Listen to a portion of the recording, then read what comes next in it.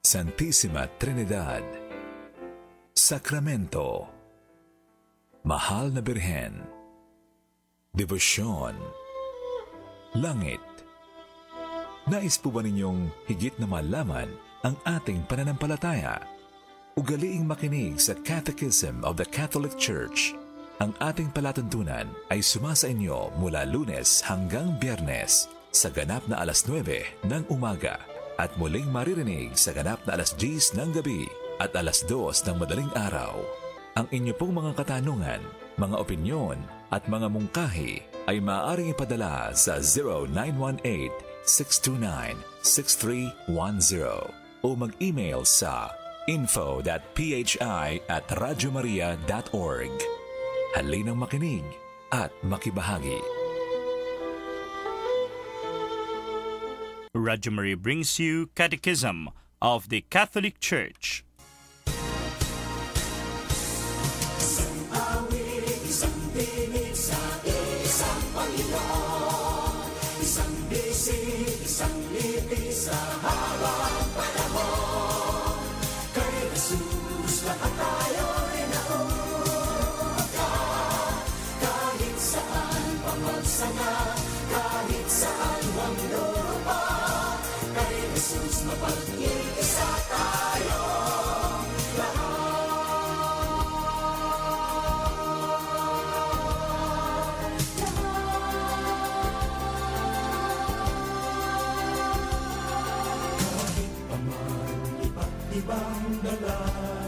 Isang mapagpalang pagbati sa lahat ng mga tagapakinig at tagapagtangkiling ng ating himpilang Radyo Maria, bringing Christ into your home. Ito po si Father Raymond at kayo pa rin po ay nakatutok sa atin pong programang Catechism of the Catholic Church na sumasa inyo sa 99.7 FM sa Tarlac, 101.5 FM sa Cagayan and 102.1 FM sa Isabela. Gayun din naman sa buong mundo sa pamamagitan ng ating audio streaming sa ating website sa www.radyomaria.ph at sa website ng World Family of Radio Maria sa www.radyomaria.org.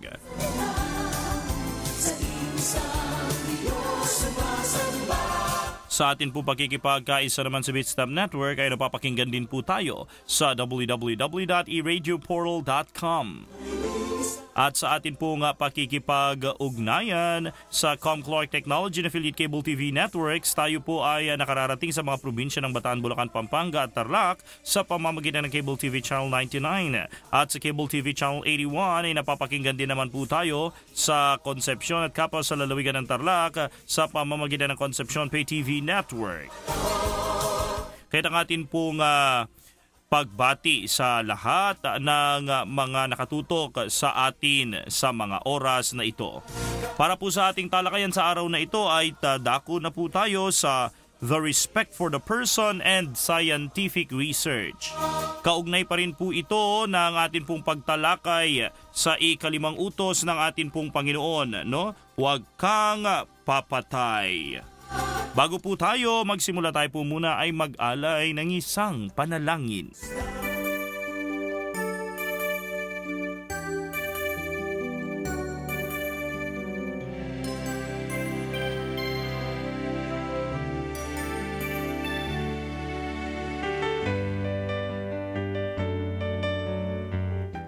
Sa ngalan ng Ama, ng Anak at ng Espiritu Santo. Amen.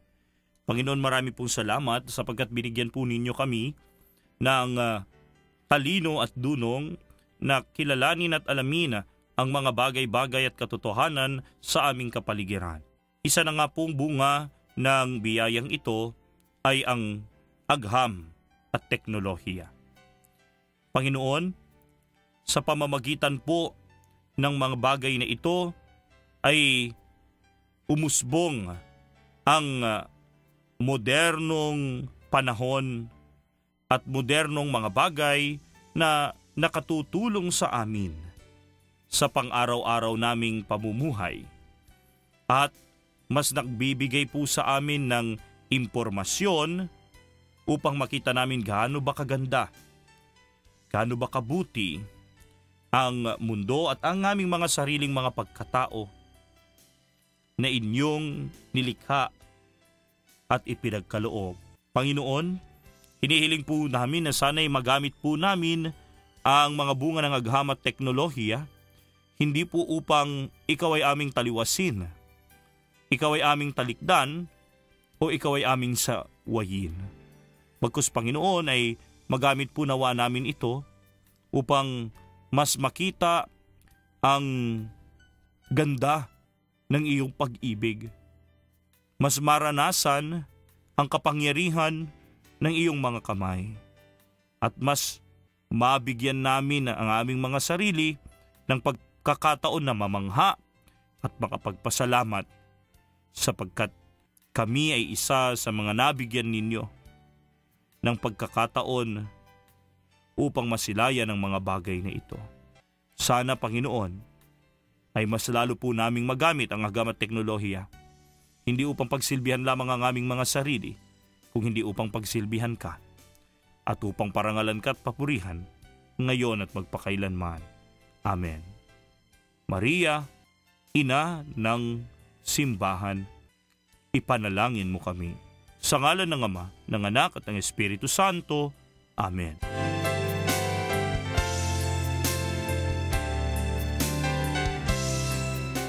Welcome po sa atin pong programang Catechism of the Catholic Church. Sa unang bahagi ay atin pong bibigyan ng pagninilay ang mga unang mga paragraph ng topic na Respect for the Person and Scientific Research.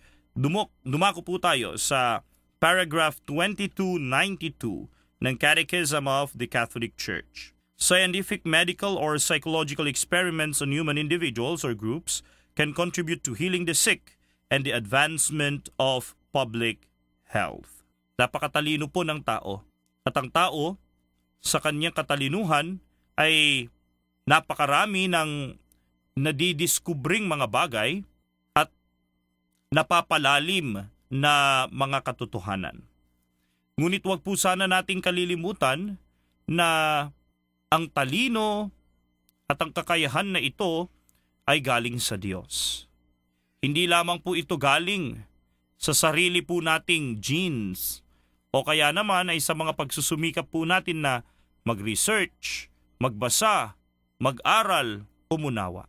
Kilalanin po sana natin na ang mga ito ay biyaya na galing sa Diyos. At dapat po natin na ipagpasalamat. At dahil ito po ay biyaya, regalo na galing sa ating Panginoon, meron po siyang dakilang adhikain kung bakit po niya ito ipinagkaloob sa atin. At ano po ang nakikita po natin na pinakaadhikain ng Panginoon, which is the natural tendency also of our intellect, of our mind, of our reasoning, of our capacity to think and to discover many things with this beautiful and yet complex capacity. Simple lang naman po. The betterment of ourselves, of other people, and of our society. The more na meron po tayong mga nadidiskubring mga bagay-bagay patungkol po sa agham, patungkol po sa teknolohiya, patungkol po sa mga modernong mga researches, ang lahat po ng mga ito ay mas nagpapabuti po sa atin. Bakit po tayo mas bumubuti? Nadadagdagan po yung impormasyon na alam natin. Lumalawak po yung atin pong horizon at mas nagiging malinaw ang ilan sa ating mga perspektibo. At ang mga bagay na sa atin dati hindi maintindihan, hindi maipaliwanag, ay para sa atin ngayon ay meron ng kapaliwanagan at gayon din naman ay meron na tayong kakayanan na umintindi, no? To a certain degree, of course. At dahil po dito mas nagiging magaan din ang buhay, no? Mas nagkakaroon po tayo ng maraming opportunities of exposure sa mundo at sa mga nasa paligid po natin. Ang agham at teknolohiya ay mas pinaliit ang mundo, pinadali ang komunikasyon, mas inilapit ang isa't isa, no, sa bawat isa, at iba pang mga bagay na nakapagpapabuti sa atin kalagayan. Kung saan ay mas nagiging maunlad tayo at mas nagiging productive ang tao. Kaya ang sabi ng atin pong katekismo, ang simbahan kinikilala ang mga positibo at magagandang mga bagay na ibinibigay at idinudulot sa atin ng agham, teknolohiya at ang mga pag-aaral o eksperimento na kaugnay rito. Napaka-positibo po ng pananaw ng atin pong simbahan sa agham at teknolohiya. Kaya nga, ang sabi ng atin pong Catechism of the Catholic Church, ang mga experimentations, researches, discoveries, na bunga ng science, medicine, psychology, ay nakapagdaragdag sa ikagagaling ng isang individual o grupo sa kanyang pangangatawan, sa kanyang sarili, at gayan din naman sa kalusugan ng lahat ng nakararami ng buong bayan. Kanya, today, if you are going to observe, there is a booming health industry, a product of human striving, a product of our intellect, a product of scientific, medical, and psychological researches and experimentations. At dahil po dito, ay nakikita po natin kung papaano pong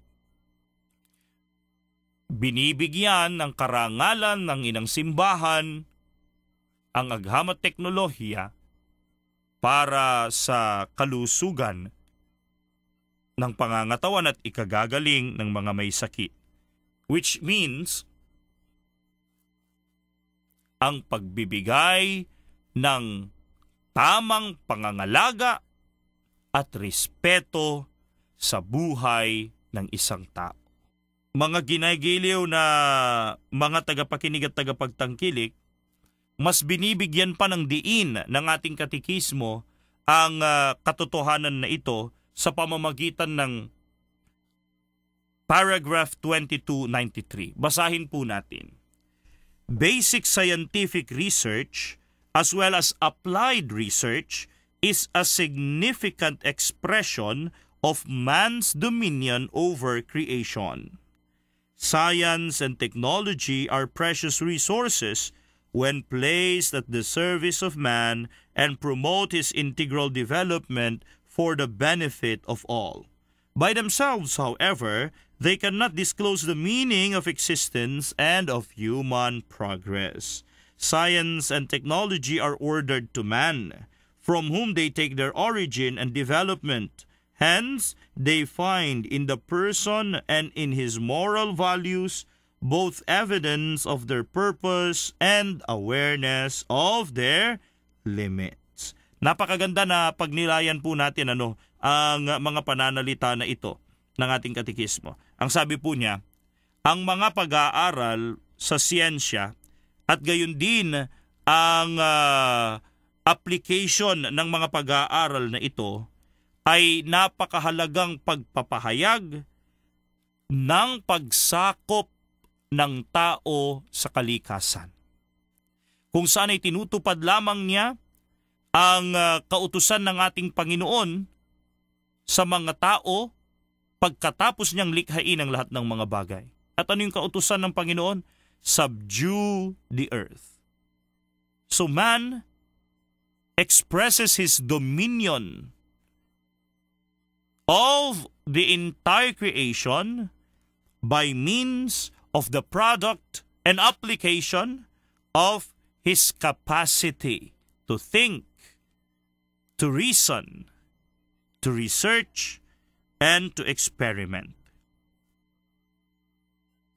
Ang siyensya o agham at teknolohiya ay mahahalagang mga resources o mapagkukunan ng iba't ibang mga information, ng iba't ibang mga tulong, ng iba't ibang mga interventions para pagsilbihan ang tao, para mas patatagin at itanghal ang dignidad ng tao, at para matulungan din naman ng tao na buuin ang kanyang sarili, bigyan siya ng personality development na nakabubuti po hindi lamang para sa kanya, kung hindi para din naman sa iba. Kasi the more na naiintindihan natin ang ating mga sarili, ay the more na naiintindihan din naman natin ang ibang tao. Saan nagmumula yung mga nararamdaman nilang sakit? Bakit sila madaling mairita o mainit ang ulo? Bakit may mga tao madali na umiksi ang pasensya? At marami pang mga iba na nagbibigay po sa atin ng mas malawak na konsiderasyon. Bakit ganito? Bakit ganyan ang tao? And so, hindi lamang tayo nagbe-benefit sa ganitong mga kalagayan, kung hindi nagbe-benefit din naman ang mga tao sa ating kapaligiran. Nagbe-benefit ang lahat. Kanya nga lang, tandaan po natin na kahit na gaano man katalino ang tao, kahit na gaano man kagaling ang tao, ano man ang kanyang madiskubre, ano man ang kanyang mapag-aralan, ano man ang muli niyang makita as a scientific breakthrough sa pamamagitan po lamang ng ating sariling kakayanan, ang tao hindi niya maaaring makita kung ano nga ba talaga ang kahulugan ng kanyang pag-iral at ang pag-unlad ng tao sa kanyang pagkatao. Bakit po? Bakit hindi makikita ang kahulugan ng kanyang pag-iral at gayon din ng pag-unlad sa pagkatao? Sapagkat ito ay hindi tinitignan sa larangan ng tao lamang. For the purpose of man is greater than man. The purpose of his existence is greater than his own existence. And even progress in itself. The purpose of progress is not for progress itself. For there is a greater and bigger reality beyond existence and human progress. And who is this bigger and greater reality? God. God. Kaya nga ang agham at teknolohiya ay dapat makakilala na ang kanyang pinagmulan at dapat patunguhan, ang kanyang mga moral values and principles, at ang kanyang mga limitasyon ay manggagaling sa intensyon ng Diyos. At ano ang intensyon ng Diyos? Na ito ay magamit upang mapaglingkuran ang tao, upang matulungan ang tao, upang mapabuti ang tao. Kanya nga, sabi ng Catechism, science and technology are ordered to man. Science and technology are ordered to man. So, kung sa Biblia sinasabi ng ating Panginoon, Sabbath is made for man and not man for Sabbath, the same way, science and technology are made for man and not man for science and technology. Simply put, ang tao hindi niya dapat pagsilbihan ang agham at teknolohiya. Bagkus, ang agham at teknolohiya ang dapat magsilbi sa tao. Uulitin po natin ito.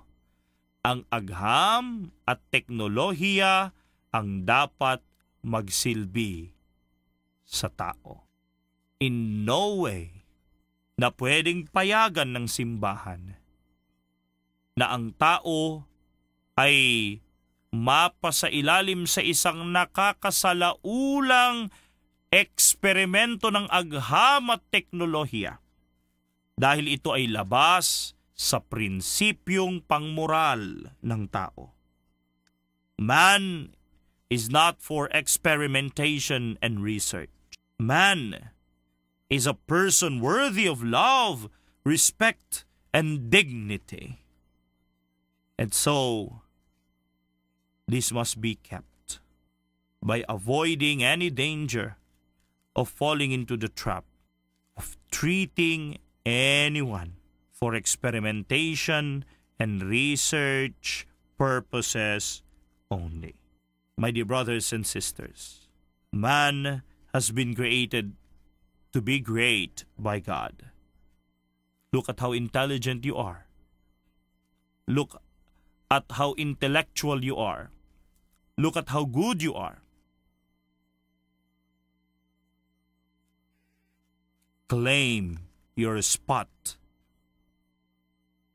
on top of God's creation. Magbabalik po tayo dito sa ating programang Catechism of the Catholic Church.